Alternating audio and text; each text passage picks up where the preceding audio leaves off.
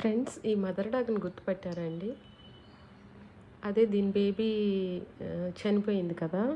యాక్సిడెంట్‌లో 31న డిసెంబర్ 31న ఆ mother dog అండి. అసలా 2 వీక్స్ అయితే కనిపించకుండానే వెళ్ళిపోయింది.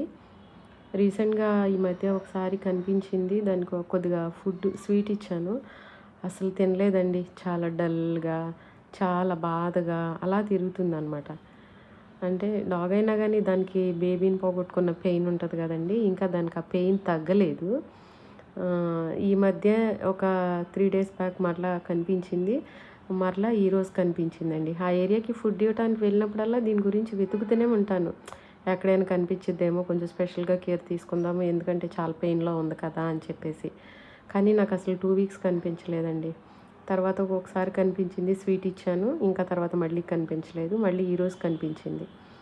ఇంకా దాంతో పాటు ఒక మేల్ డాగ్ కూడా జత అయినట్టుంది. అవి 2 కలిసే ఉన్నాయి.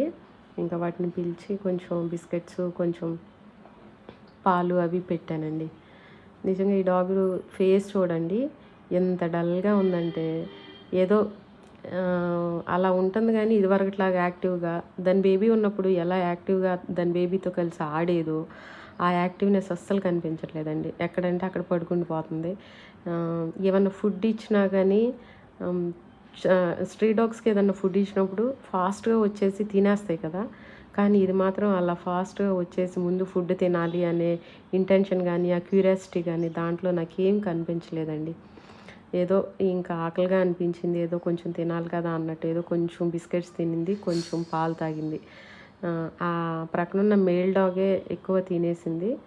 దీన్ని దూరంగా తీసుకెళ్ళి చాలా పెట్టాలని చూశాను కానీ అసలు ఇది అంత ఇంట్రెస్ట్‌గా రావట్లేదనమాట.